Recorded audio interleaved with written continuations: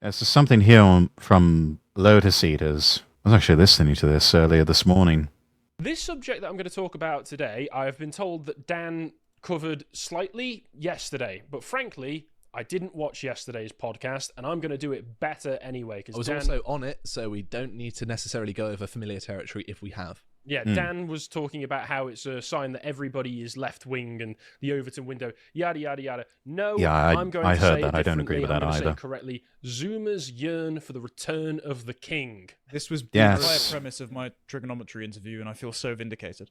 Yes, and that's Good interview, by the way, and a good podcast, Trigonometry. Go subscribe to that over on Spotify or wherever you get your podcast, chat. It's a good one. Connor Thomason, he is a bright young lad. All of the Lotus Eaters are incredibly bright and young people. Well, except for Sagan, he and I are about roughly the same age, so not exactly young anymore, but young-ish. But yeah, this was an interesting segment. actually, can I have a mouse, please? No. That was unnecessary, wasn't it? Can you believe this, folks? Please, sir, can I have a mouse? God, please, just one small mouse. I'm not satisfied with your gruel. My family, they're starving. We'll make it last weeks. No, people are very, very interested in learning about Gen Z. Not Gen Z, I'm English, Gen Z. And finding out the pathologies and different opinions and habits of the Zoomers, which leads There's a headline. No, I'm not phoning to say I'm dying. to all sorts of constant surveys going on asking them about their behaviours, including this one which got published in The Guardian the other day, talking about how Zoomers are afraid to go on phone calls, they prefer to message. That's a bit weird to me. I'm not afraid. It's just annoying. Like, why are you calling me? I'm busy. This is exactly... Well, why can't I just call? If you're, Yeah, I'm so annoyed by that, especially in work. One of the firms that I used to work for, we would have clients that would just constantly, because we were not we were not charging by the hour, we were charging flat fees. We would have clients who would abuse the privilege. And they would say, they was constantly want to jump on a call. That was constant refrain. Let's jump on a call and talk about this. To which we were just always having to say, no, we're not jumping on a call. We're not doing that. No, I don't want to talk to you. I'm busy. I have other things to focus on besides listening to you bitch about something for like half an hour to an hour. We're not doing that. No. It's the other thing. With the current job, I don't like all these meetings. I am, for probably most of the week, especially the days that I'm in office, there are days where I'm just in back-to-back meetings with maybe an hour for lunch if I'm lucky. And most of the time, it's not necessary. A lot of this can be summed up in an email. We don't need to be having this many meetings. We really don't. Honestly, I think these people are just trying to justify their existence, make it look like they're doing something, when really they're just stuck in meetings all day. It's so stupid. So I understand, and I'm not even Gen Z. I'm older millennial, and even I am just like, no, I hate the phone calls. Just text me, please. Just message me. I'll get back to you when I can. Great to hear from people on occasion. Shoot the shit or whatever. But no, most of the time, just please message me. I don't want to talk to you. Got a rule that if it's business, you can call. If it's just for a chit chat, you message and organise it in advance. Yes. No, even if it is business, message and organise in advance, or put it into an email, or just put it into a quick message on Teams or whatever. But no, if you're a close friend, yes, call me anytime. If it's something urgent, yes, call me anytime. Or DM me about it. But please do not. Enough of the phone calls. Yeah, if it's urgent, call me. If it's just something you could have said over a text, I'm very responsive. Well, I suppose that's fair. I think the annoying thing for me is all of my friends are terrible at responding to messages, so it's easier for me to just call them and get the response right then and there. Either way, fair. A lot of these surveys are basically to say, aren't Zoomers stupid? Aren't they silly? They're afraid of this, they're afraid of that. They're so anxious and depressed, they don't drink, they don't have fun anymore, blah-de-blah-de-blah. Yeah, well, guess what? We hate democracy. This is inconsistent. So I covered a while ago the onward. We'll show you. We're going to hate democracy. Polling from the kids aren't all right, and it was, I think, 61% would support. I've got that in here actually. Yeah. There we go. Yeah, I think we'll get to those figures in just a moment. But this is the latest one that came out, which has been causing quite a scare among the older generations. And I think Dan mentioned to me earlier that if you look into the data, it's the majority of people, particularly men, below the age of 44. So it's not just Zoomers, but Zoomers seem to be the most in favor of this. Zoomers, millennials, and some Gen Xers. It's hurting me to use these terms, by the way. I know that you're not a fan of the terms, but we're using them for the particular age category. It's what people know. So they're not particularly happy in the UK specifically with how democracy is going. And more than half of them, 52% of Gen Z, think that the UK would be in a better place if it had a strong leader who does not have to bother with parliament and elections, and if they were in charge. Now, the news reports on this... I mean, honestly, at this point, is that really such a bad thing? Can we please just bring back a strong monarch, somebody who can actually get shit done? Because we're really getting sick of all this malaise and managed decline, which is a choice on the part of the establishment. It's a choice. It's something they have chosen. They could have chosen the more courageous thing of growth and prosperity. But no. They chose what was easy and what was convenient for them. And that was just managed decline.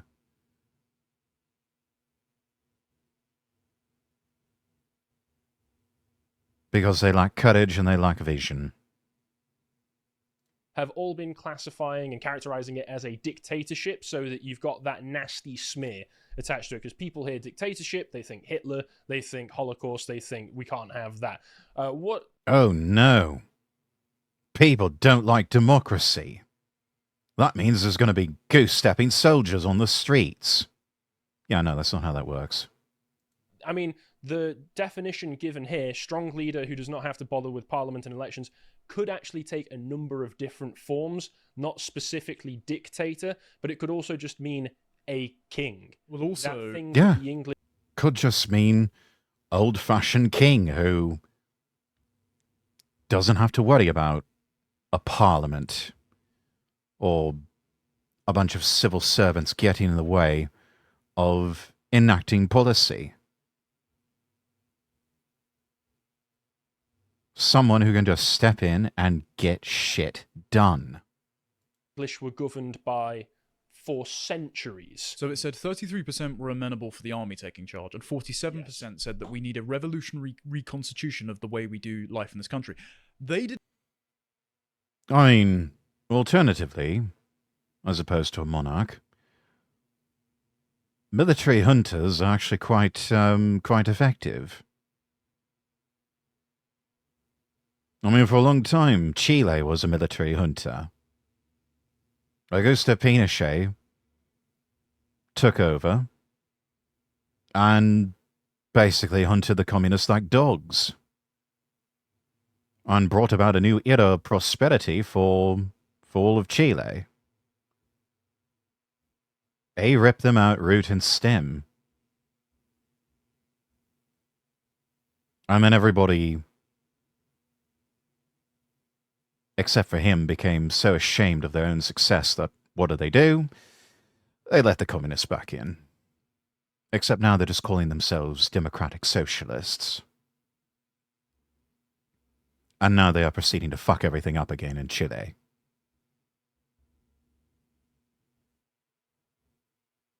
It's like this weird A-B testing. Chile is on the decline. Meanwhile, Argentina has Milei in power. And he's doing much the same as Pinochet, except through more democratic means. But he's been quite ruthless about it and just pulling everything Marxist-related out, root and stem. And turns out they've now got a balanced budget. Their economic outlook for 2025 is quite good. They're on the ascendancy in South America. It's like this weird A-B testing that is going on down there, where people just can't seem to fucking learn the lesson. That it's like, no, you people engaged in a civil war in Chile over this sort of thing. And guess what? The military won. And they listened to actual smart people who knew what the fuck they were doing. Not a bunch of wannabe philosopher kings in the form of intellectuals and communist revolutionaries who had probably never worked an honest day in their lives, and yet they wanted to tell everyone else how to run a country and how to run an economy. And we saw what happened in Chile when the communists came into power. They fucked everything up. To the point where Pinochet said, yeah, this isn't working. We're not having this. You're out. Pinochet takes over. Things start to get better. But oh God, they act like it's such an awful thing that it was essentially a military dictator. All upset because their little communist buddies couldn't get their way anymore. All upset because Pinochet, Mr. Military Man, told the communists no. Goodness gracious, we can't have that now, can we? Didn't break down the ethnic demographics, only the age demographics. So it could be that they were envisioning a king. As far as I can tell, they also didn't break down the actual political divide on this. So when they say revolution, you could say, oh, maybe they want some kind of like traditional rightist revolution, or maybe they want a leftist revolution. So there's a lot of grey area. Intifada and a caliphate. Or that. Or that, yeah. Gen Z are remarkably diverse. Don't even... Yes, quite diverse. I mean, remember, chat, number one name for babies in the UK now is Mohammed. Necessarily need to, be in those fringes either, because, of course, being quite libertarian inclined, I think that the only way you clean up British politics is you have someone who does what Trump is doing and just clears out a lot of the people, and to do that there's going to be a lot of people in the way, and you could argue that sidestepping Parliament, doing that and then going back to ruling in a more modest way would be the perfect way to do it. Boop the Awesomest, welcome in. Hello, Lord Rex, worthy of $1 million. Thank you. Yes, probably best to give me $1 million rather than £1 million these days, given the exchange rates. But yes, welcome in. How are you?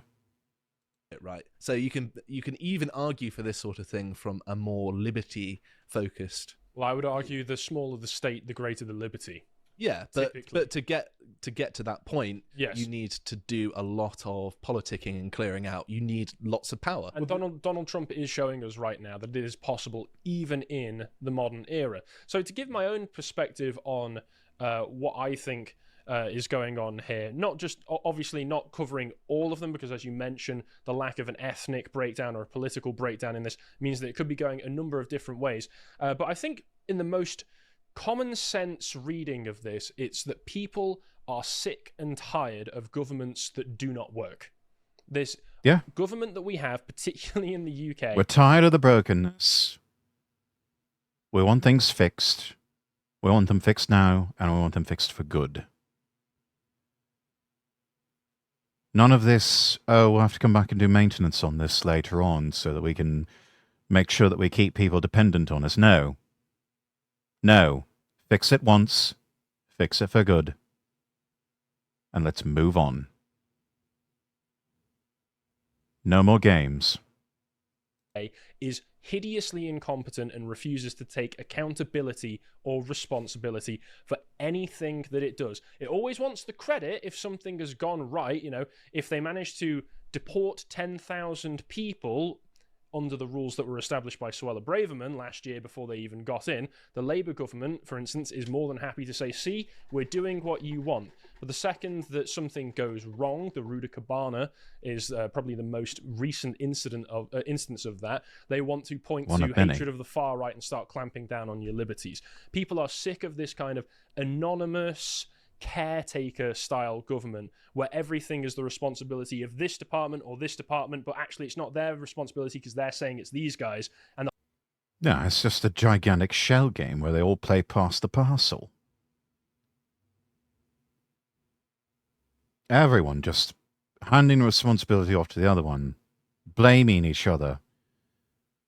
All of it a smoke screen so that they can just continue to go about doing absolutely nothing and the problem just keeps getting worse.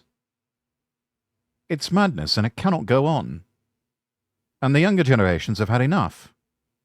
And the whole thing is opaque and unknowable. And to a certain degree, and this is quite a Hoppian criticism right here, I think that it causes a certain degree of psychological uncertainty in people's day-to-day, knowing that they are being governed by some gigantic, unknowable leviathan that exists in the shadows until all of a sudden you're being arrested for posting a meme online. It's much more certain if you have... Yes, it's this nebulous, inefficient blob of government that all of a sudden turns frighteningly efficient in arresting people for posting a funny meme online.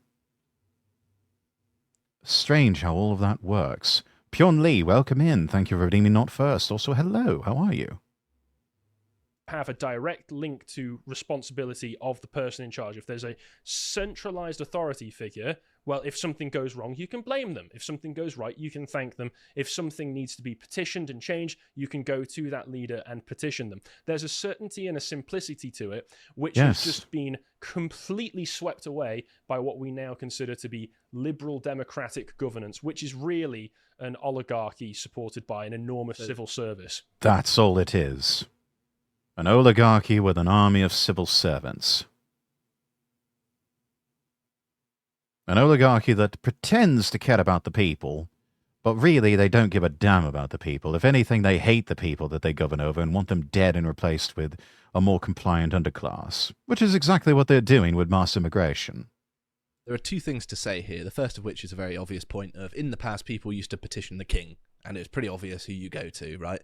And the second thing is, to build on that Hoppian psychology, if you will, uncertainty makes people yield to strong leadership and decisive action. And if you are the person who has the behemoth bureaucracy, the large state, and not only are they uncertain about the nature of the problems, but also how the government works, that's almost like doubling up the degree of uncertainty, because people then become unaware of who they should even say this to. And so the instant... No, it eventually becomes say nothing. Lest the state come down on you for daring to say anything, because you're not allowed to criticize. Lest the power of the state, lest the guns be turned upon you. Stability and uncertainty sort of maximizes the willingness someone has towards tolerating tyranny, basically. Well, I'd like to add to that as well. Learned what helplessness. You've said there is democracy is now synonymous with deep state. And so we have outsourced all decision-making capacity to quangos and committees ever since 1997, and Tony Blair turned the state into a kind of self-driving car towards progress. And if this state is making competent... Worst mistake Britain could ever have made was to elect Tony Blair to power. tax-paying, law-abiding, straight white men, public enemy number one, why would said cohort, presuming there's a large amount of Worst reactionary mistake for Zoomers modern in this, Britain, anyway. want to preserve that social order? Why wouldn't they just want to upend it? And they can see a route to upending it because one of the most pivotal political moments of our lifetime was COVID. So for 2 years, we were put under house arrest, and the government dissolved any division between public and private spheres and separation of powers with a press conference given by Boris Johnson in one night. So the Zoomers have turned around and gone, right, oh, hang on a minute. The state can, at all times, intervene in and control every aspect of life. Yes, they always had that power. They just never really exercised it until recently. Until a few years ago.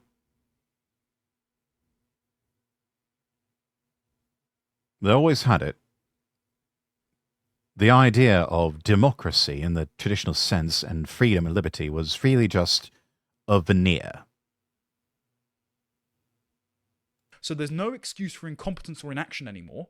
Instead, why don't we just take that power and use it rather than against my interests, for my interests? I'm not saying I support that, but I am saying it's the logical outgrowth of the standard that they've set. So why are they shocked? Yeah, they realize, oh, there's this power. Let's redirect its use. Which again, as I've tried to tell people over and over again, in politics, turnabout is fair play. You have to play the long game of détente. If you don't want your opposition using some form of power or wielding it, don't use it or wield it yourself. If you don't want the opposition doing something to you, don't do it to them. Of course, at the same time, you have to know the difference between times not to use a political weapon and then to use a political weapon against your opposition before they can do it to you. So there's some discernment that needs to go on here. But if you open the door to something happening, to a precedent being set, don't be surprised if that gets used against you. Especially when all of the decisions that the government is making is constantly making people's lives worse, making you poorer, changing the breakdown of your neighborhood against your will without informing you. And then if you have something to complain about, either it's not their fault, not their responsibility, or again, you maybe end up on a watch list. Maybe you end up getting always the same with them. Always the same with them. It's either not their problem, not their responsibility, or you're a terrible, horrible person. You're a racist, sexist, bigoted, homophobe, and transphobe for raising this concern, and we're going to put you on a watch list and possibly even put you in prison for this.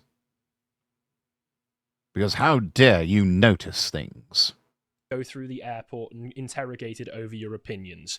So, I think that in this scenario, the sort of lesson from The Lord of the Rings is actually turned on its head, that you've got to take the Boromir approach of you've got to use the ring to destroy the evil rather than, ignoring it and resisting its power, because that simply won't work in this instance. Well, I think... No. We've seen that with the right wing in various countries, especially in America, for years, decades even. They get power and they don't know what to do with it. So they do nothing. And their attitude is, oh no, I shan't make use of this power because that would be a betrayal of mere principles. Meanwhile, the electorate says, well, if you're not going to do anything, then, what's the point of having you in power? Let's put the other people in. The other people, the opposition, the left, they have no problem whatsoever using that. And very often they will use it as a weapon against their opposition. If you don't take and wield power, someone else will. And they will very often use it and wield it against you. So take it, wield it, reward your friends, punish your enemies. It would be you would need to use the ring to destroy the ring. Exactly. Essentially. Yeah, exactly. But I do think in this there is in all likelihood a cohort of reactionary Zoomers, if that's what you're trying to suggest here. Because first of all, the report was Gen Z, Trends, Truth and Trust, part of a Channel 4 report that was commissioned, and it says in this next article that I have here, it's commissioned by Channel 4 and done by Kraft. They got 3,000 people, 2,000 Gen Zs, and people aged 28 to 65 making up the remaining 1,000. And because they asked not just about attitudes towards democracy and towards politics in general, the need for revolution, etc., they also talked about gender equality, and they found that 45% of male respondents aged 13 to 27 agreed that we have gone so far in promoting women's equality that we are discriminating against men. Only because the law says so. Yeah. It's gone so far that men are now discriminated against. And that is codified into law, especially in family law.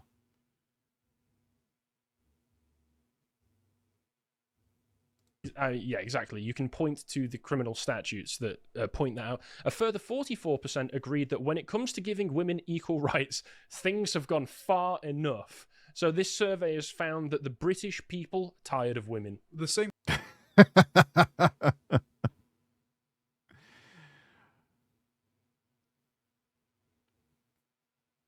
They push too far. They girl boss too close to the sun. And this is what happens.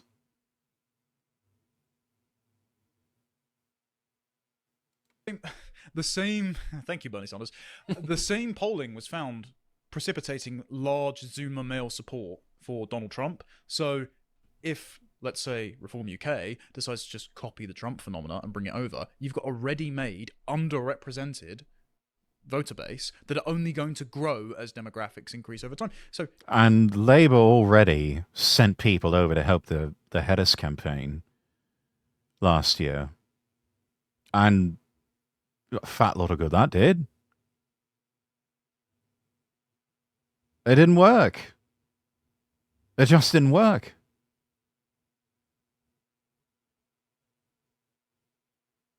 So, even if you were to just do a carbon copy of the Trump campaign and give that over to Reform and say, here you go, do this. It's not like Labour or the Tories or anyone else would have any sort of viable defence against it. Because they've already tried, they've already put up their best. And they failed. Miserably. just do that. Yeah, and to further support the idea that a lot of these people who are answering in this way are probably shifting towards the right in that age cohort, they go on to point out, and this is fear-mongering, Oh, good. Independent, saying that controversial influencers, Andrew Tate, who I'm not a fan of, Pimp but turned I him on. No, do not really. understand to a young man who sees society telling him that everything that he does is wrong and he should feel ashamed of himself. I do see why Andrew Tate would appeal to him, because he's at least trying to sell them a message of self-empowerment, right? What's the ethnic breakdown Yeah, of it? exactly. Whatever criticisms we may have of Andrew Tate, he's not telling men you are all irredeemably evil and need to be destroyed. Andrew Tate supporters, by the way. I don't know, actually. It's very inconvenient for the Guardian and the Independent. Yeah. They don't buy sun cream.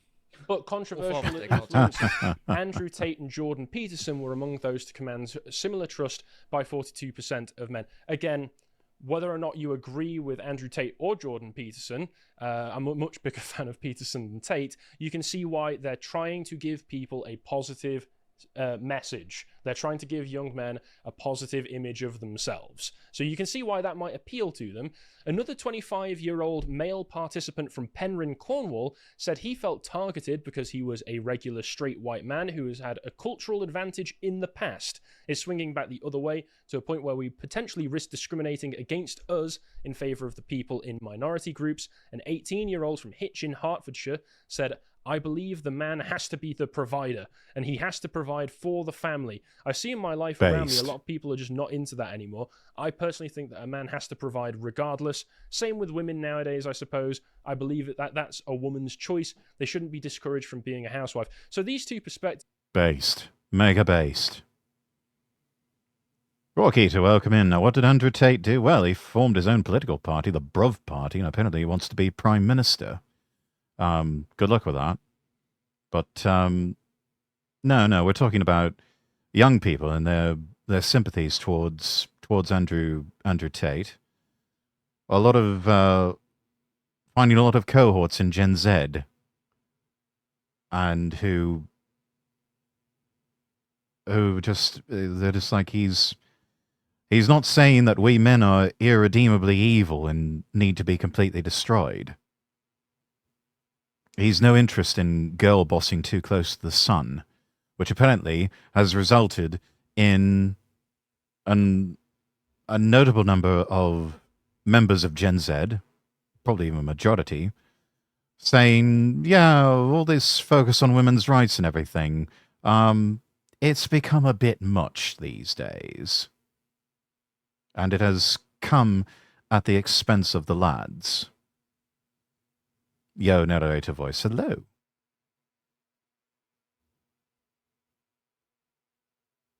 Yes, Gen Z discovering traditional gender roles. The idea of the husband being the primary provider and breadwinner, the woman being the caretaker of the home and children. Kind of the way it was always meant to be.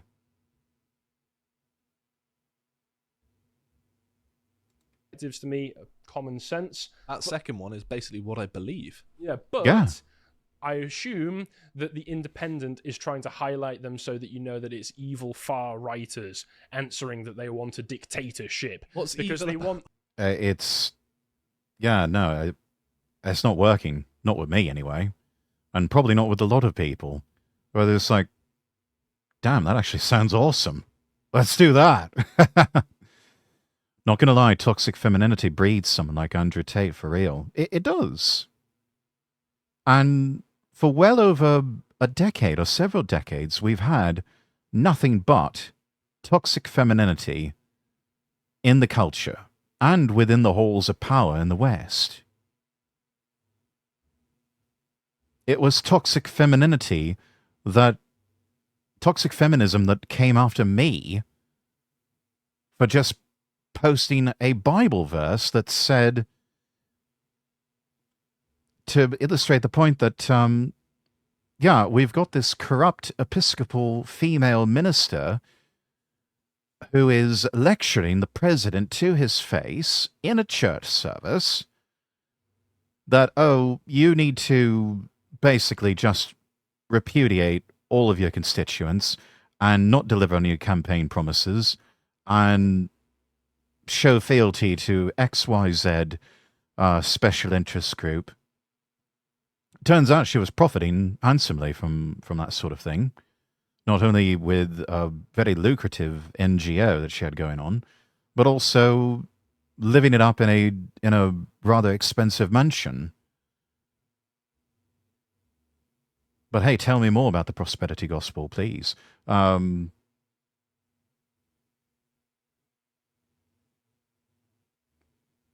for that, I posted a response verse from the New Testament saying, let women be silent in the churches. Sort of to send home a point, maybe giving ordination to women was, maybe we need to take another look at that. And maybe we need to just have the women submit to the authority of the church, and especially Christian women submit to the authority of Christian husbands. For that, I was attacked. And for that, I was told, leave this Vtuber group or we will throw you out. To which I gave them a gigantic middle finger and said, I don't want to be part of your group anyway. If this is how you're going to treat me, over my own personal beliefs, which that's all this was. I don't hold power in any sort of church, so it's not like they're going to be enacting my own personal beliefs anytime soon. But oh my God, tell that to a bunch of angry feminists who drew out the long knives for me. And ironically enough, I believe most, if not all, of these people who had the long knives out for me, they're not even Christian. So none of this was affecting them in any way, shape, or form. But because I dared to question the sisterhood, registered trademark, again, the long knives were out for me. But I'm here. My Vtuber group is not here anymore. My former Vtuber group that I was in is not here anymore. I'm still standing. So, congratulations, angry feminists who had the long knives out for me. You have failed. You have failed spectacularly. You got all hot under the collar for nothing. Had you just left well enough alone, let me state my opinion, and move on, we wouldn't be here right now. But no, you just had to go and poke the bear, didn't you? Because God forbid anyone have a differing opinion from you. To me, there are three genders, male, female, and intersex. You have a right to your opinion, of course. I would dare say there's only two, but to each his own. They want the Andrew Tate Hitler dictatorship to run the UK, to force a wife on them. This is just I assume is what the Independent is what's trying this? to tell us. Just a promo article. So what's his political party called? Bruv. Bruv, yeah. Bruv. Yeah. So what exactly is evil about wanting to provide resources for other people and giving people the option to stay at home and look after their family Well, because results in more if children. they want to? You're denying them the opportunity to be miserable in an office somewhere. Mm-hmm. Yes, and we can't have that now, can we? We must put women in offices and make them miserable. Then also at the same time drive the men out of the offices and make them miserable. And if we do this, somehow we will win and have our gender utopia.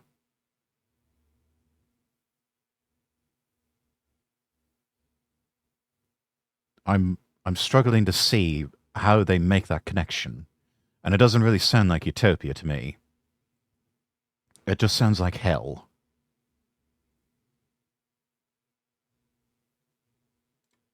Great. That's it. That's I wonder why the Harris campaign didn't win over large swathes of young women. Yeah, and the Guardian article here has some more information talking about the use of social media from these people in these age groups, saying that they get most Connor's of a their cheeky information boy. from social media posts and influencers, and they don't trust the BBC as much. And also, there's a counterintuitive one here saying Gen Z actually trust politicians more than other generations. 27% of them trust, Not buying it. versus just 9% for over 28-year-olds. No. I'm going to press X to doubt on that one. And I'm struggling to account for why that would be, that they would want a centralized authority figure while also trusting politicians. Perhaps it's that I don't know how they structured the question. It might be that they trust particular politicians more, Yeah, and probably. distrust the rest of them. So it might just be that maybe Gen Z have said, oh, well, that Rupert Lowe guy seems like a trustworthy bloke. Mm-hmm. And they've used that to say, well, they trust politicians more. But that's... Always doing that.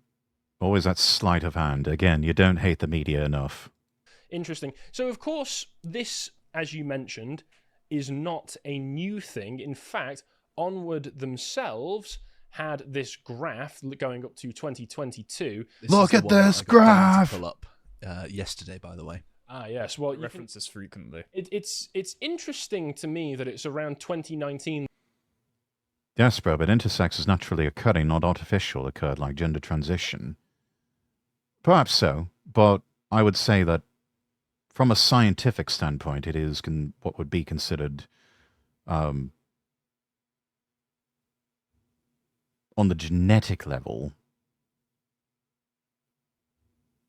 a variation, or even what they would call in scientific circles a mutation, which is not meant as an insult, but merely as just a scientific term of art.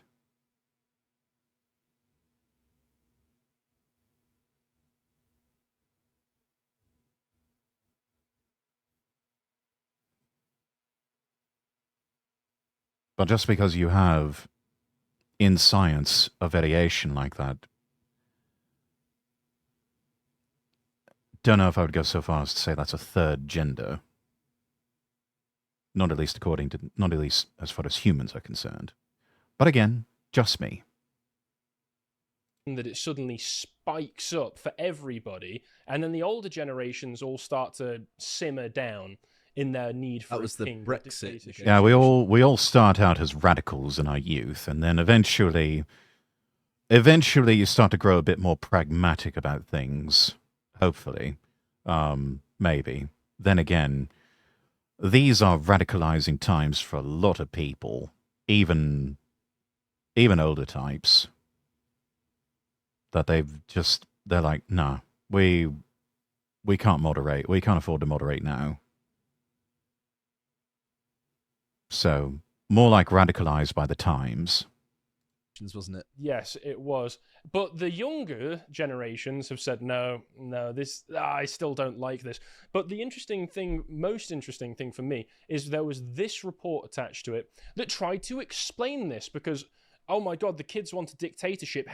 The kids aren't all right. The 4 factors driving a dangerous detachment from democracy.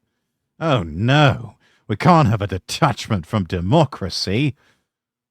Anyway. We solve this? Well, we need to go to the root of the problem. What are the problems causing this? Well, let's see what Onward diagnosed this as in their report. And I'll just take you on a whistle stop through the 4 drivers of detachment from democracy. Because democracy, you vote in for MPs who barely have any power and mostly just submit to NGO reports anyway because they don't even read them and they just need to get things done and bills passed in Parliament. So who cares? That's accountable governance. Why don't you like that? Why don't you like every aspect of your life being made worse constantly? Well, Do you believe in the Illuminati? I believe that there are certain powerful forces, both in the physical and spiritual realm, that do not have the best interests of humanity, Western civilization, particularly the working classes of Western civilization, do not have their best interests at heart. I believe that for a long time we have been ruled over people who effectively hate us and want us dead and replaced with a more compliant underclass. They see populations in the third world as potentially boiling over and becoming some sort of humanitarian crisis, as though any of that's supposed to be our problem, when those people should learn how to govern themselves and deal with their own problems and we should not burden ourselves with babysitting those parts of the world. But they see those populations and they say, our native populations are becoming restless and too uppity for their own good, and we don't like them anymore.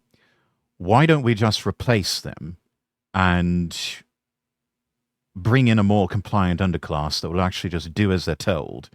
And yes, they may get a bit restless from time to time, and they may cause trouble, but we think that we can manage them a lot easier than the native population that's asking too many uncomfortable questions. Democracy, as they define, is just a form of emotional manipulation and mental manipulation to the left, much like the words racist or homophobic. Yes, that's all those words really are. That's all they were designed to be from the beginning.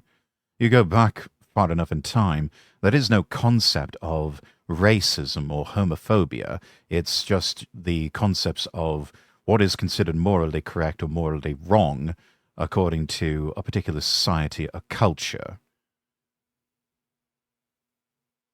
Not going to lie, this is kind of called slavery.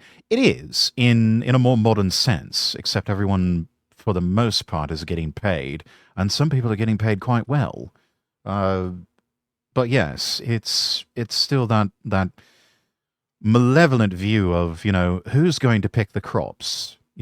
Who's going to serve you at the checkout counter at the petrol station? Who's going to ring up your groceries? Who's going to cook your food? And it's like, and if we deport certain people from certain countries back to those countries, where are we going to get all of this fancy exotic cuisine? It's like, number one, you can pick your own damn crops. Two, you can do your own checkout or hire someone who's a native to the country to do the checkout at the petrol station and also to check you out at the checkout counter at the grocers. And we have the recipes. We'll be fine. You can still have your Taco Tuesday. It's because you spend too much time online, bro. You've got narrow social networks. You're radicalizing yourself. Overprotective parenting. Yeah, and why is that? They don't have any money to go out.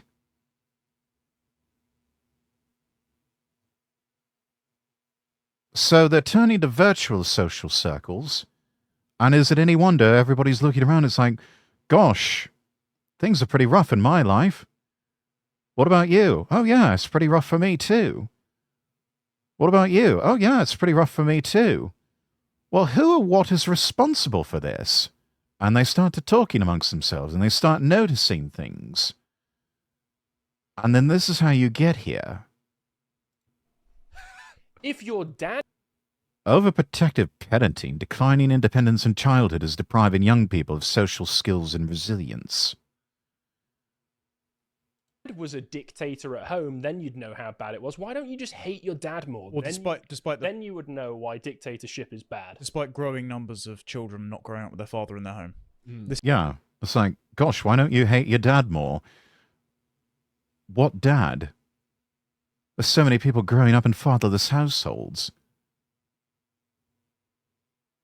And the mums are either overcompensating by just helicoptering and hovering over their own children all the time, and without that fatherly voice in their life to say, no, honey, stop smothering them, let them make their own mistakes, let them go out and scrape their knee and, ride the bicycle and have them just come home whenever the street lamps come on.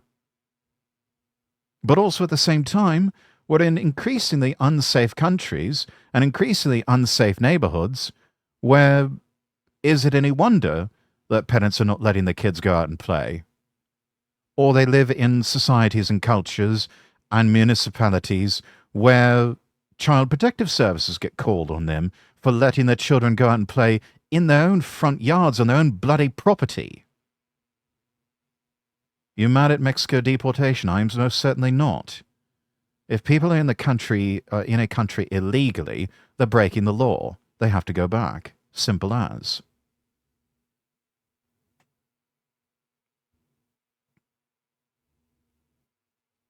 This is an idiotic opinion. The treadmill of modern work. Basically, you are extorted if you're a hard-working, law-abiding, tax-paying young man to battery farm foreign criminals at your expense. Where's the lie? Where is the lie? I'm not seeing it anywhere.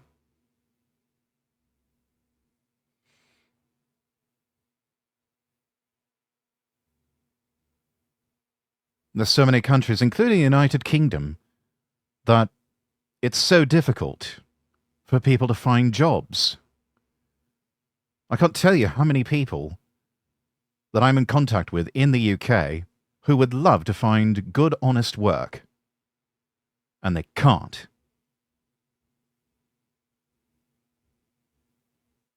Because the jobs are either just not there, or they're given away to migrants. What few actually do work.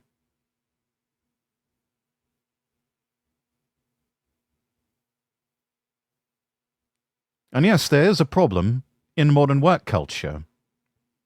We still have this prevailing pre-COVID mentality of workaholism, of people in leadership positions and a position of power at companies that say if you don't live for your job, there's something wrong with you. And meanwhile, you look at these people who have that mentality, and they're on their what? second, third, fourth failed marriage. The children hate them, don't want anything to do with them. The spouses are probably sleeping around on them. And for what? Just one more quid? Just one more dollar? What is the point? To make big line go up?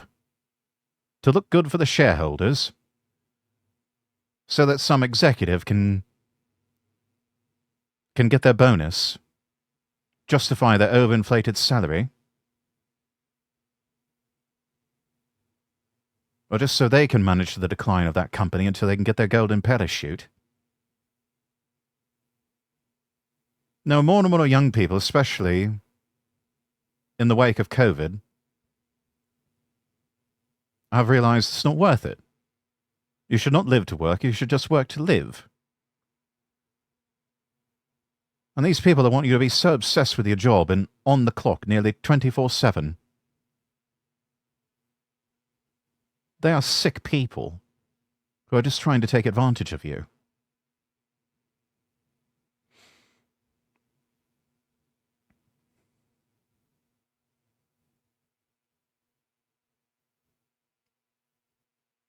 This is how business works, bro. No, it isn't how it works. That's the lie that people have been sold.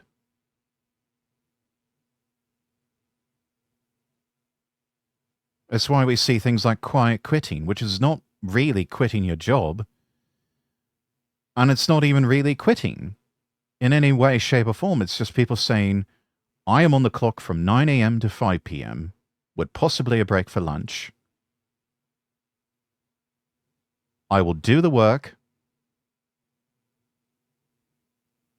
but come quitting time, I am gone. You will not be able to get in touch with me. The place had better be burning to the ground if you really need to get a hold of me that badly. It is people balancing work and life.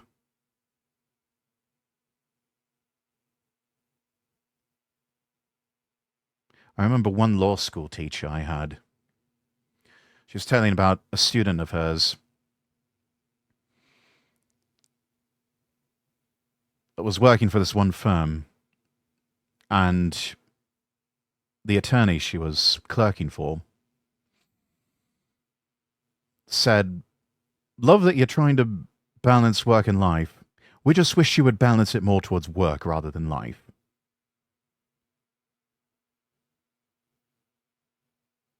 I told my law instructor the same thing I'm telling you. I would have no problem with telling that attorney to go fuck themselves. There's no job in the world where you could get me to do that anymore. I did that once. I'm never doing it again. You a lawyer? No, I'm not. But I work in the legal field. Most illegal immigrants are Indian or Mexican in the USA. I would say more broadly Indian and possibly from Central and South American countries, a variety of them. Not just Mexico, Guatemala, Colombia, El Salvador. They're from all over. But the point is, if you're in a country illegally, it doesn't matter if it's the United States or anywhere else, you're breaking the law. And lawbreakers do not need to be in the country. And that country has every right to deport you back to wherever it is you came from. If you don't enforce your borders, you will not have a nation. Again, simple as. Yes, so that one, maybe I can see that as related to all the other things that we know are the actual reasons why people don't like the system right now. And again, you're spending way too much time online, bro. Just touch grass, take a nap, and get into some arguments with your parents. And then you'll understand why democracy matters so much. Because, of course... Yeah, I'm not seeing the connection. Though, I would encourage young people, yes, Do disconnect from time to time. Go outside and touch grass. It's good for you. Make sure that you cultivate relationships with people, both in the virtual space, but as well as IRL. It is good for you in the long term. And yes, don't be afraid to get into debates and arguments with your parents or anyone else for that matter. Because that sort of exchange of ideas, however heated it may get from time to time, is how people learn and grow intellectually. Sort of hearkening back to the old Socratic method of being able to defend and prosecute ideas. Not people, but ideas, through rigorous debate. Illegal immigration has contributed greatly to this burnout. The bigger the population, the bigger the shift to cog in the machine mentality, the greater demands will have to be made of workers. Young people working young people jobs will feel this burnout first and foremost. Oh yes, because they're on the front line.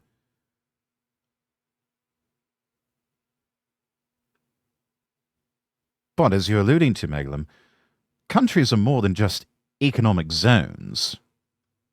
They are places with a distinct culture and history, and yes, even people. And that needs to be respected, and the powers that be that have ruled over us for so long seem to have... It just seems to be such a foreign concept with them. Or for some people who do realize that they have this mistaken notion that all of that leads to Austrian painterman and jack-booted thugs goose-stepping in the streets. And no, that's not how it ends, and that's not how it all works.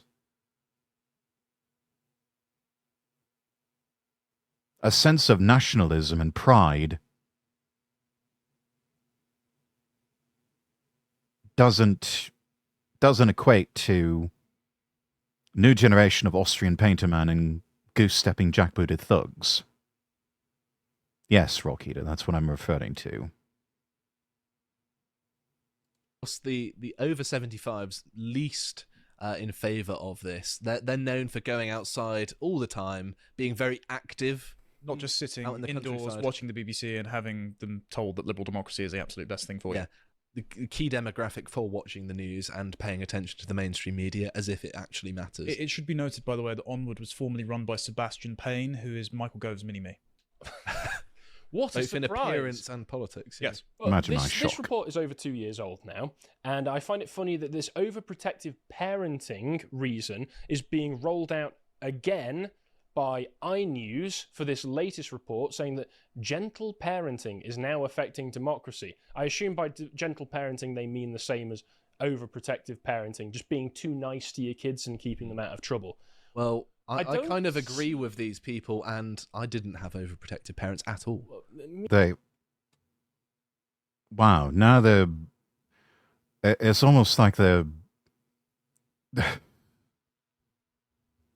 It's almost like the intelligentsia now trying to say that because we did not beat our children hard enough, it's now threatening our democracy registered trademark. You've seen Elon Musk? Yes, I have, Rock Eater. Thank you for the hydrate, Redeem. Me neither. I don't see the overlap between my parents are too nice to me, best vote Hitler. Okay, so no, what that's not how that works. To steelman the case for this, they're not I don't think they're saying you automatically go and have to hit your kids, which I'm against. This is something Mary Harrington's talked about before. The safetyism culture in... That's the one thing I'm probably going to disagree with Connor Tomlinson on, is that corporal punishment, it works.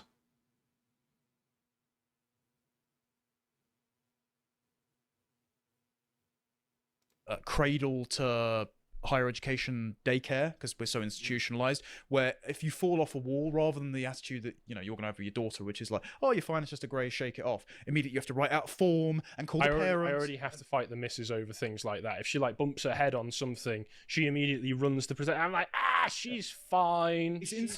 Yeah, walk it off. It's honestly, chat. Come closer again. Come closer. Inside voice for this one. That really is quite a womanly, feminine sort of thing. It really is.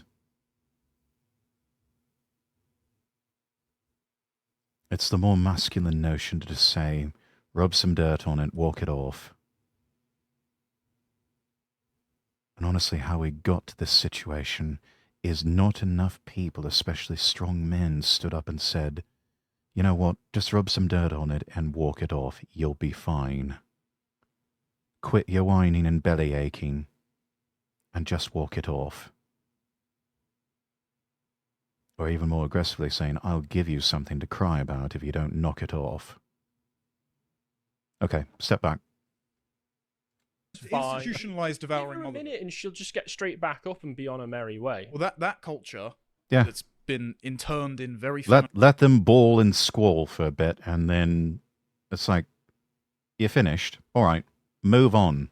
feminized education environments has set up a cohort of Gen Z, not the same one we're talking about, to think that everything should be a safe space, and so that everything should be surveilled and that offence should be prevented at all times. But that doesn't describe the young men who are sick to death of that culture, who are also saying, yeah, I love Bukele, Trump and Malay, why not? Risk defines masculinity. Yeah. If you look at a chart that plots your Risk is our business as humanity.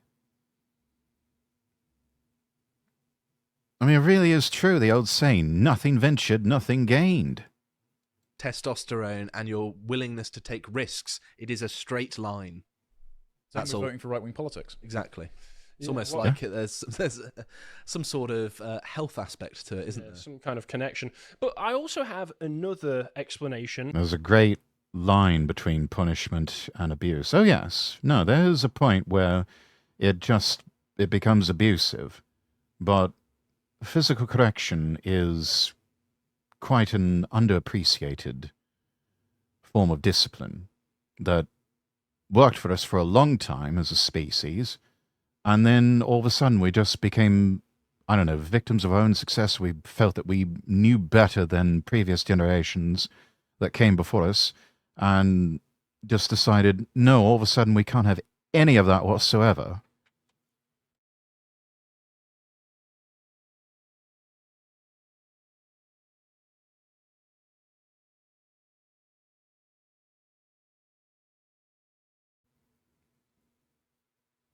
So at some point we just decided, you know what, we're gonna give up all the things that kept us a disciplined and successful people, and it's like the good times made for weak men, and the weak men are now making for hard times. Have you seen Elon Musk's thing? Yes, I have. That has honestly been twisted so far out of context and proportion that it's... I saw it happen live, and I knew what was coming. I knew what was coming.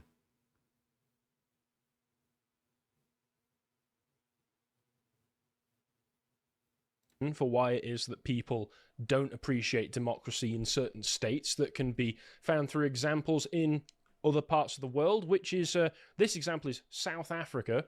This was last year in May, a report from The Economist talking about South Africans being fed up after 30 years of democracy. Why? Because it's a failed state. Mm-hmm. Typically, Yes. failed states, and I would say the UK is getting perilously close to becoming one, end up not liking the government that's failing them. Stranger things have happened. I mean, listen. Yeah, what a concept. If the government is no longer working for you and is no longer producing results, you're not going to like it very much.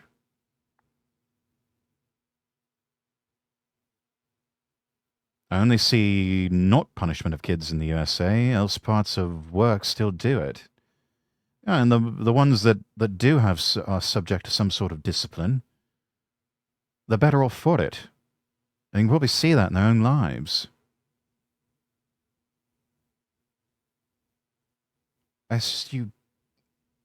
With children, sometimes you can't You can't talk or reason your way with them.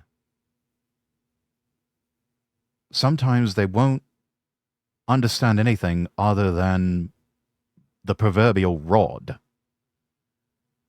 Oh, parts of the world do. Yeah. And is it any wonder that certain parts of the world are outcompeting the United States in terms of academics and test scores and everything else?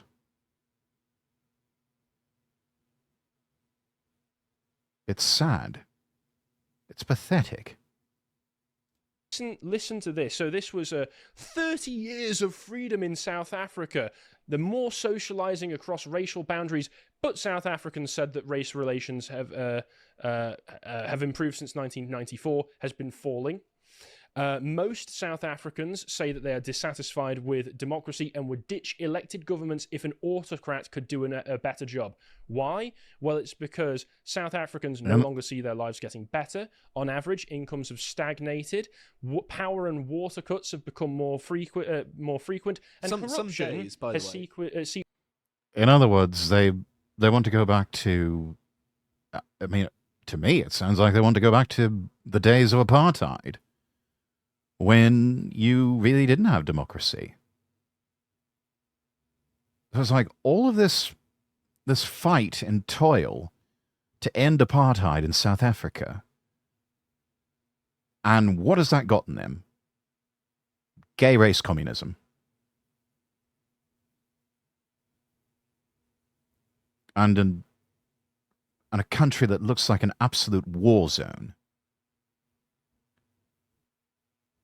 You believe in interracial marriage? Of course I do.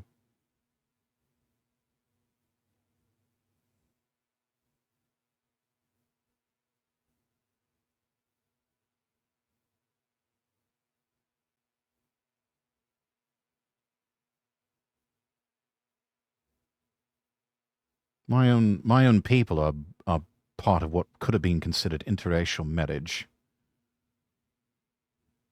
And part of what sustained the monarchy for so long, and at least for a little while, kept the peace, was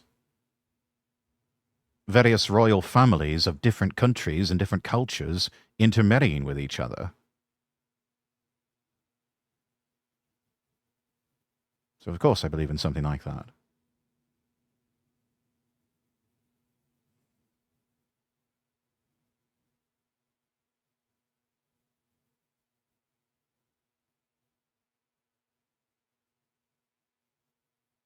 I'd be quite the hypocrite if I were to say I don't believe in interracial marriage and yet pursue an exquisite, beautiful woman from someplace like Southeast Asia,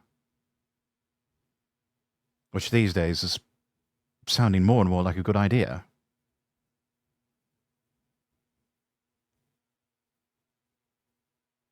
You're part of a royal family? No. But I am part of a Scottish clan with a very long, storied history, which I shall not be revealing because I don't want to dox myself. Seeped into every layer of the state. Only 15% of 257 municipalities get clean audits from the relevant watchdog. So the entire state, up to this moment as well, is a complete failed disaster. And people have said, I don't want this anymore. That's why people end up giving up on their governments. Some days in South Africa, they only get power for 4 hours of the day, which makes running a restaurant impossible. That is 4 hours. That is pathetic. That's not a functioning industrialized society. That is a formerly first world country declining back into the third world.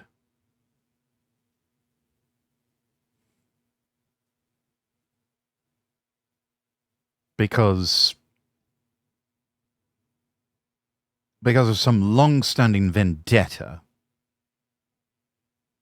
some long-standing racial and ethnic vendetta between the white and black population. in South Africa. That's what it all boils down to in the end. Damn, doxing's still a thing. Doxing has always been a thing with VTubers, Rockita. I don't think that's ever really going to go away.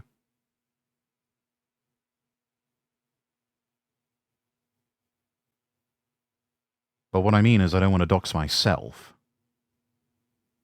Because I rather like my privacy. Loads and loads of quality of life things, obviously impossible. Parts And of rural Ireland at the moment still don't have any power because of Storm yeah. Eowyn. At least that. And how long ago was that storm? Again, pathetic. This is an EU member country. And this is the best that they can manage. Pathetic. That's a fixable problem, whereas in South Africa, the infrastructure has just got worse since the end of apartheid, and in many ways, as controversial as it might be, the standard of living for most people under apartheid was probably higher. It was. It's a similar thing to Rhodesia and Zimbabwe. Yes. After 20 years of Zimbabwe, then they had mass famines and millions of people dying, and they still have, I think 25% of children have stunted growth. And probably still dealing with hyperinflation. I mean, the million and billion-dollar notes from the Zimbabwe Central Bank are considered collector's items, if only for novelty purposes. They're about worth using as toilet paper or to line a birdcage. But yes, they're exactly right. South Africa, comparatively, did better under apartheid than what they're doing right now. And what's happening right now is not the white man's fault.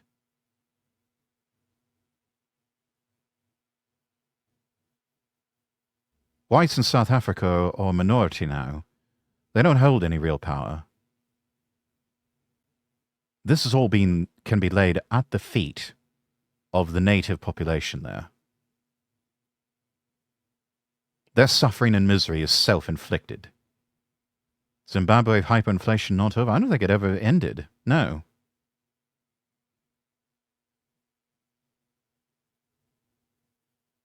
And even if it did, they've still got plenty of other problems that they have to deal with.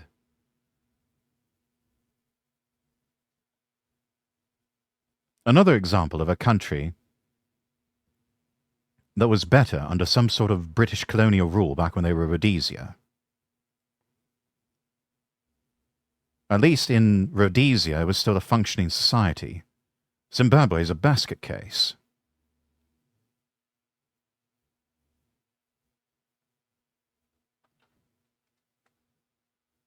There's very few colonies that were given up as part of the former British Empire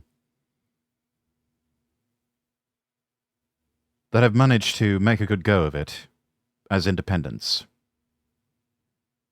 The ones that seem to do well are members of the Commonwealth of Nations. But even that's not a guarantee. I want the Mughal Empire back, not going to lie.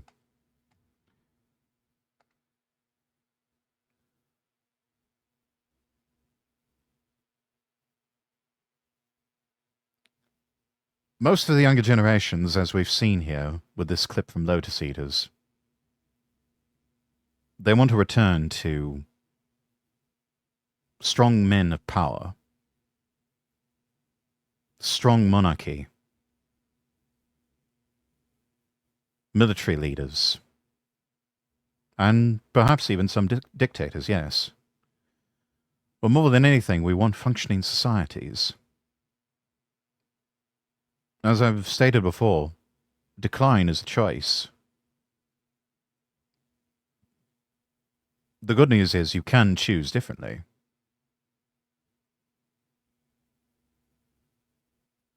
You can choose prosperity again and growth. It takes the courage and will to do it, though.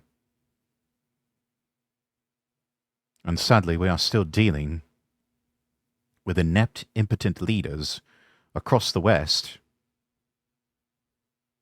who are still in that old mentality of managed decline.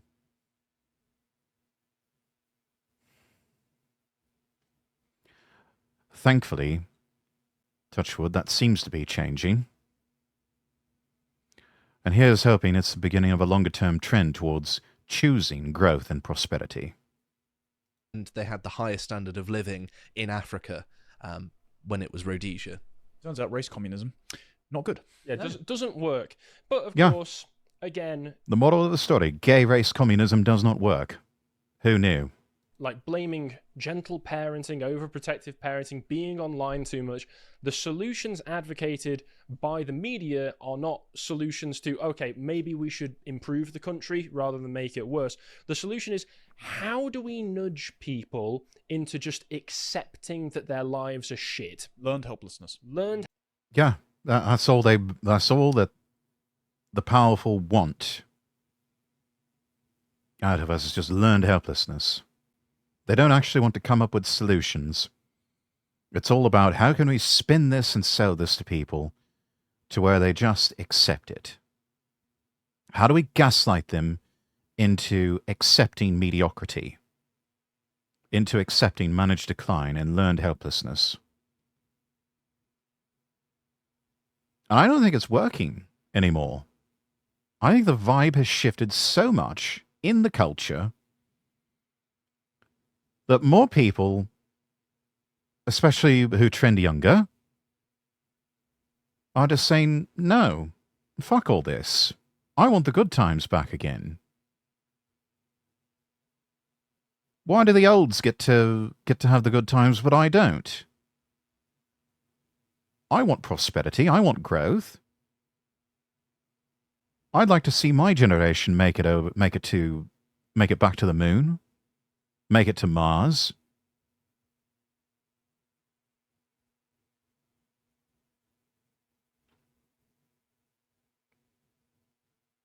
I'd like to live in a thriving and prosperous community, a safe community. Have the dream of home ownership actually be an attainable thing, rather than something reserved for the wealthy elite.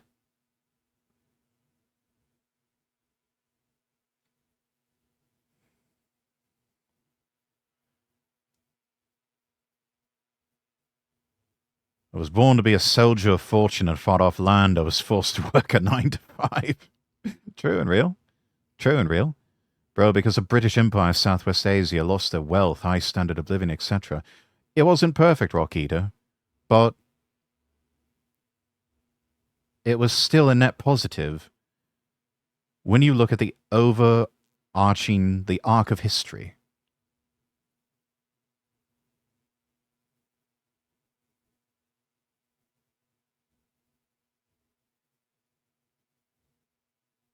Helplessness, because that's what I got from this independent article. If Gen Z has given up on democracy, we're in even more trouble than we thought. Because I Yeah, good. Either good or... Oh, no! Anyway. might be out of a paycheck if they get what they want. So this guy says that he was a lifetime school teacher of history and politics and a headmaster for 20 years. I toiled for 40 I already don't like this person. years to bring politics and current affairs into the classroom. I never minded what political views they had, as long as it wasn't extreme.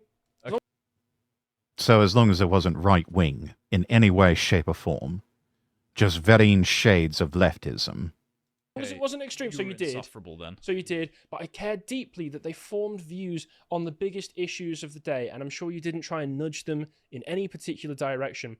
And he goes on to say, autocracy may be fine as long as it's working for you.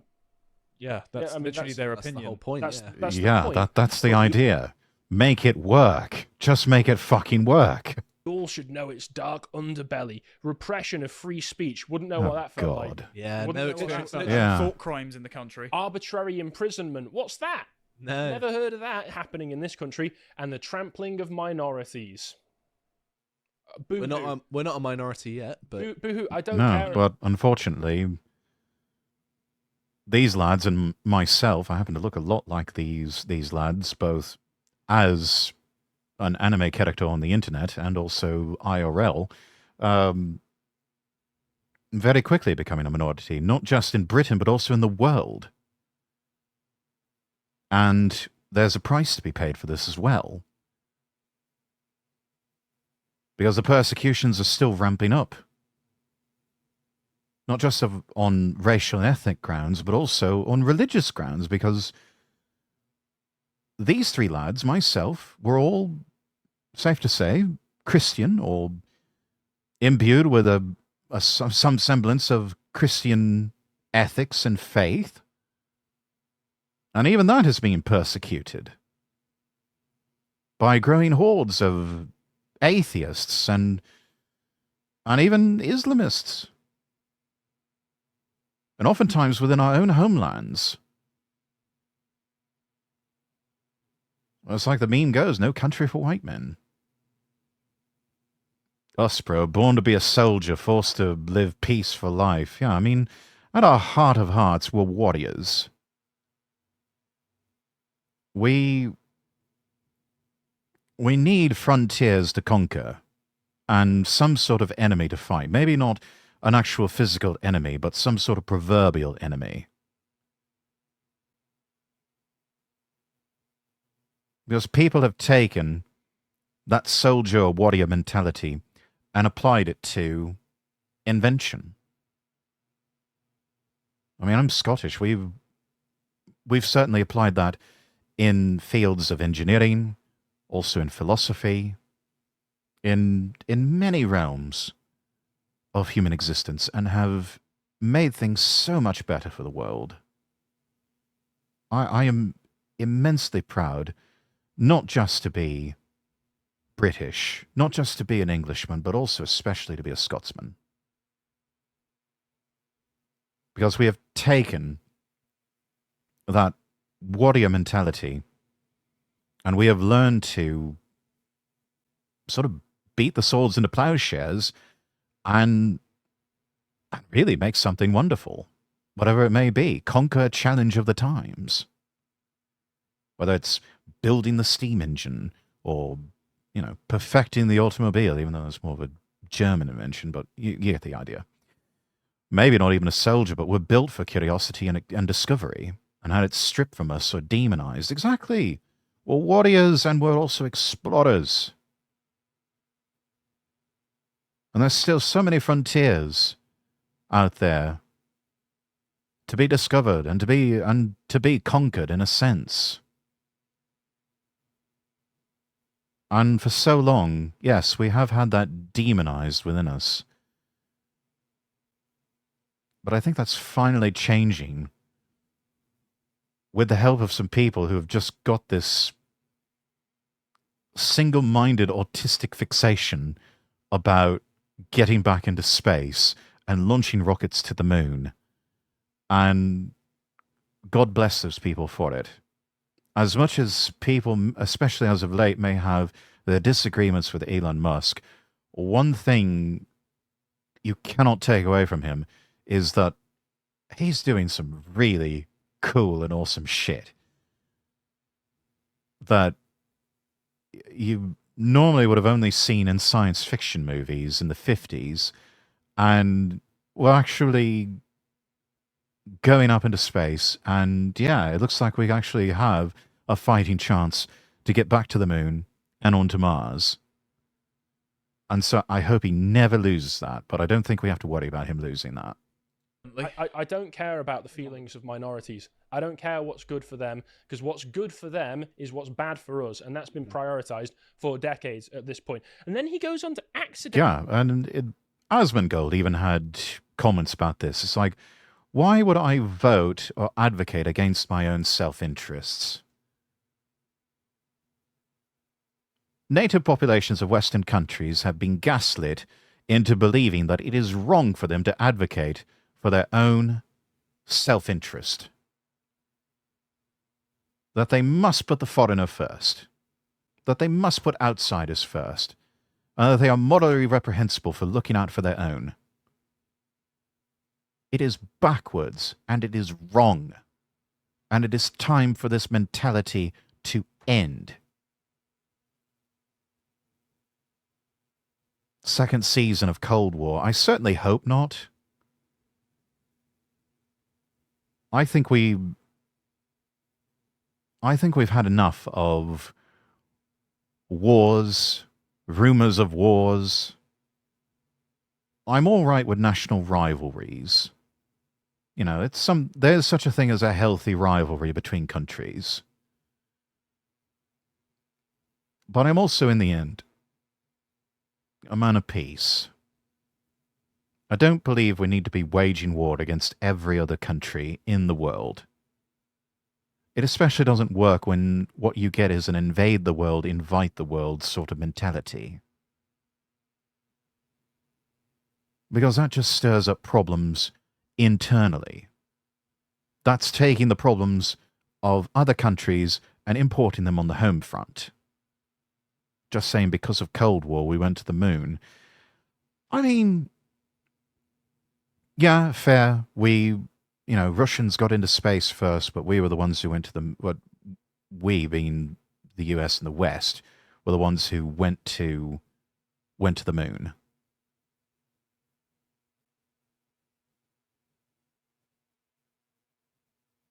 Actually, it wasn't even the West, it was just the United States.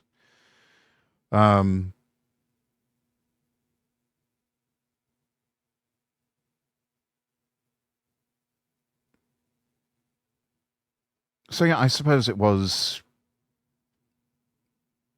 one of the few good products out of the Cold War, but half the world was behind the Iron Curtain of communism and oppression.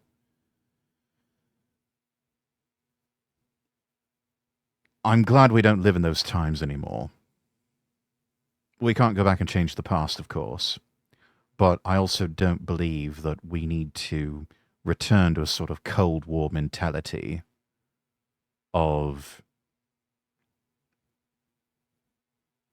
a sort of us versus them.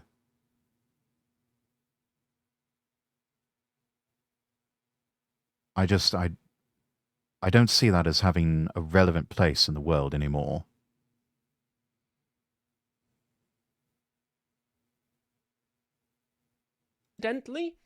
Accidentally make dictatorship sound way more peaceful than democracy by saying, throughout history, countless millions have died in the name of democracy, but barely any have died wanting to supplant democracy by dictatorship. So it's like a peaceful transfer of power then? Not helping your case there. The Romanovs would disagree, but there you go. Yeah. The reason for Gen Z's views has been eloquently explained by Elisa Philby, author of bestseller Generation Shift. She told me that Gen Z haven't been brought up in the turmoils of the 20th century and the resulting democratic consensus ingrained in any generation born in the second half of the 20th century. Yeah, it's not like World War II and the Holocaust and the horrors of dictatorship have been drilled into our heads from the very first time that we could understand the English language. No, but not for them, the long shadow of Hitler and the Second World War, nor even of Soviet Russia and the Cold War. The evils of dictatorship have not been evident on their watch. I'm sorry. This man is disconnected from reality. It's on the syllabus. He taught history and dares to claim that we've not been told the horror stories of the 20th century. No, we've been told nothing but the horror stories of the 20th century. I mean, how many of us remember in a world history class, what were some of the things that they fixated on the most in a world history class? No matter where you are, more than likely, there was a significant amount of time spent on the Second World War, maybe the First World War, and the Holocaust. And if you're in an American history class, civil rights. Maybe some talk about the Great Depression. And then if you are in an American history class, you go back to Civil War, and then American Revolution. Those are the high points that maybe you get to. But good luck learning anything in a public school setting where it's, anywhere resembling something coherent. More than likely just presented as these random points in history, because that's what you're supposed to focus on for a test or an exam or something. I don't know. More modern stuff either made in Cold War or in the World Wars. That's true. A lot of things started out as weapons of war, but ended up being tools for peace. And thank God for that. Had it Covered. drilled into our heads. For God's sake, let me start with a 3-point plan, he ends the article saying. Voting for politicians who tell the truth and who deliver on their promises. That's how you fix democracy, is to get honest politicians and vote for them. I'm going to deport all foreign criminals. Gets into power, deports all foreign criminals. Sign me up. Yeah, I was going to say, Yeah. well, that would be nice if we were offered politicians who told the truth and delivered on their promises, but we're not. Be Not in lovely. the UK, at least. That's like him saying, how do you restore faith in democracy? Well, you just be good. You just fix democracy. Yeah. Okay. Wow. If only it were that simple. The highlights were Revolutionary War, the Civil War, World War II, maybe Vietnam, major focus on civil rights in high school. Yeah. And there's so much more to just American history alone. Many fascinating stories between those highlighted moments. And students don't get any of that. They mention Vietnam. Yeah.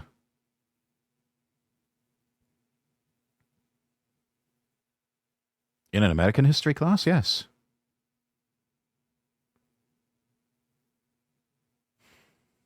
Oh, guess what he says as part of it as the second point? A properly funded and properly impartial BBC. That'll fix it. That'll fix Yeah, it. Better sure. state propaganda is what we need. And also, the teaching of Ridiculous. citizenship and democracy to all our school children. You already do that. And again, that's just another state propaganda exercise right there. So to fix democracy and make it so Gen Z doesn't... I thought that they never did. No, of course they're going to mention that. The leftists who write history books, yes, they are definitely going to mention that as part of a ritual humiliation of the United States. give up on democracy. You need to propagandize them better. And also, controversially, do good government. Yeah, well, that's not what we're getting right now. So No. that's why the Zoomers are yearning for a king. If you would like to watch the full uncut version that is also uncensored, head on over to lotuseaters.com to find out more. Yeah, because some of this stuff is too spicy even for YouTube.